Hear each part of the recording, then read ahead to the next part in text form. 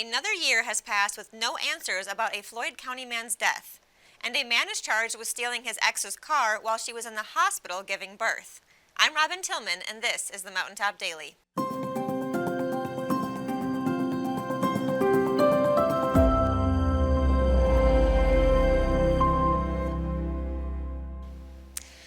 Years after a Floyd County man was killed, no one has been charged in the case, and his family still has no answers. Sheldon spoke with them today. This is our family. If it happened to you, and if we probably know something about it, we'd tell you. A Floyd County murder 2 years ago this month is back in the spotlight, not because of movement in the police investigation, but because of a renewed push from family members who refuse to let the case be forgotten. 64-year-old Drift resident James Osborne was found dead with a fatal head wound on January 4th of 2024 in the small community of Drift in Floyd County. And though police responded then and the autopsy report lists his death as a homicide, the case eventually went cold. Now Osborne's family is speaking out, saying unanswered questions have followed them for the past 2 years. It's been rough. The kids and me and the grandkids, they're taking it pretty bad. I'm taking it pretty bad. And the detective's working on it, Dylan, I think is his name. But he's been out questioning people and everything. So it's been pretty rough on holidays and stuff like that. Angie Osborne's sister, Michelle Williams, says her brother-in-law wasn't the type of person to cause trouble. James was my brother-in-law. He was a really good person, and I have been helping Angie out since this has happened to James. Angela is having a hard time with this, a very hard time. So I've been trying to help her out a couple of days a week. I have to take her to the doctors and all this and that, you know. The family says public awareness has helped revive cold cases nationwide, even without official progress, by encouraging new witnesses to come forward. It's been hell. I mean, this little community, it's just, I don't understand why people don't say something, because what if it happened to their family? They'd want answers. While the case remains unsolved, the family says they will continue telling Osborne's story, believing that answers may still be out there, waiting to be heard. Reporting for Mountaintop News, I'm Sheldon Compton. A Martin County man is facing an auto theft charge after police say he stole his ex-girlfriend's car while she was in the hospital giving birth. Pikeville police were called to Pikeville Medical Center Friday, where the woman reported her ex, 37-year-old Christopher Mollett of Tomahawk, had come to see the birth of their child. She told officers she allowed him to sit in her car to stay warm since hospital rules didn't allow him to stay with her. A short time later, she discovered her car was gone. Security video reviewed by police reportedly shows Mollett getting into the driver's seat and driving away. When the woman later called him, she told officers he said the car was none of her business and hung up. Mollett was located by a state trooper in Paintsville Saturday night and arrested. He's now charged with auto theft and is being held at the Big Sandy Regional Detention Center. Coming up after the break, when you think of church, you probably don't think about headbanging, but that could be about to change. We'll go to the Heavy Metal Church of Christ when the Mountaintop Daily continues. But first, sports and weather.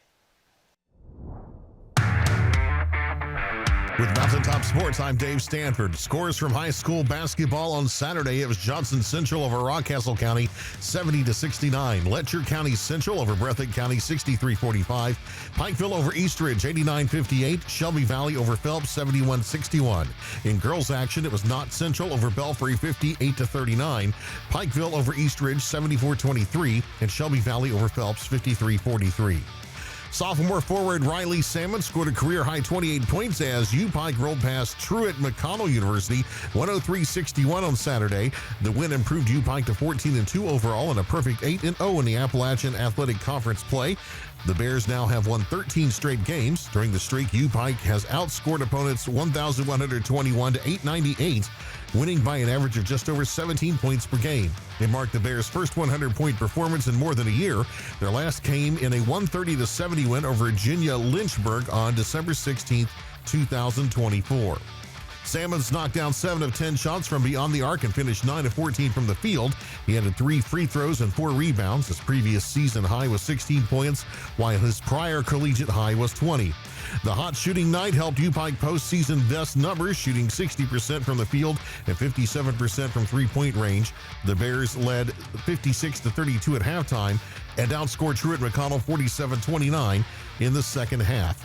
In Huntington, the Marshall men's basketball team held off a late rally from Appalachian State to earn an 88-81 Sun Belt Conference win on Saturday at the Cam Henderson Center. Marshall led 44-32 at the half and stretched the margin to 15 early in the second half before App State made the push late. Jalen Spear led the herd with 21 points and 7 assists, including a key jumper with just over a minute remaining. For more sports coverage, follow Mountaintop Sports on Facebook or visit mountaintop.news and click on the Sports tab. With Mountaintop Sports, I'm Dave Stanford.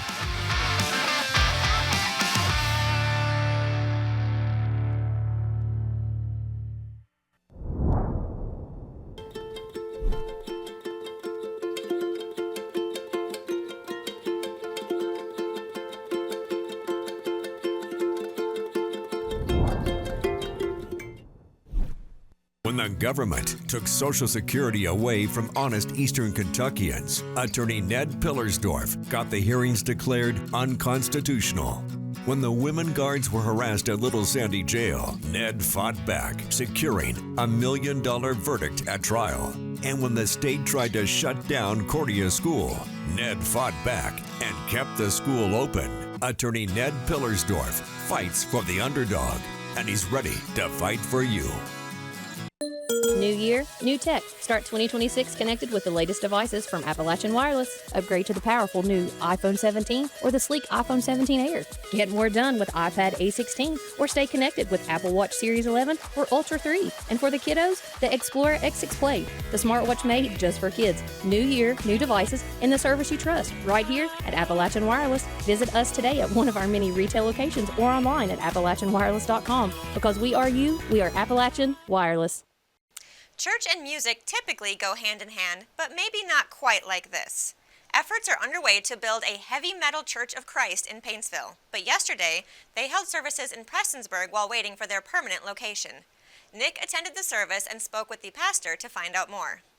On Sunday, January 4th, area residents gathered at the bridge in Prestonsburg to bow their heads not just for prayer, but to headbang. The First Heavy Metal Church of Christ from Dayton, Ohio will be hosting services every first Sunday of the month to promote a judgment-free environment for worship. Founder and pastor Brian Smith tells us more about their unique approach to the faith. People get it wrong. You know, Christians are not supposed to judge based on appearance. And a lot of the hate we get is because, look, I understand if I saw this, you know, I'd be like, whoa, wait, what is that?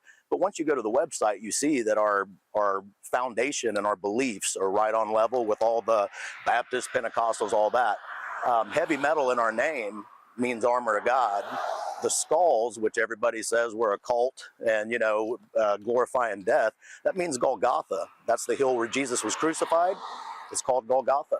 So we cater to reaching people, the unchurched, the people that'll never step foot in a traditional church. We're not against tradition. We're not against traditional church. I'm a Baptist-costal, for a lack of better words.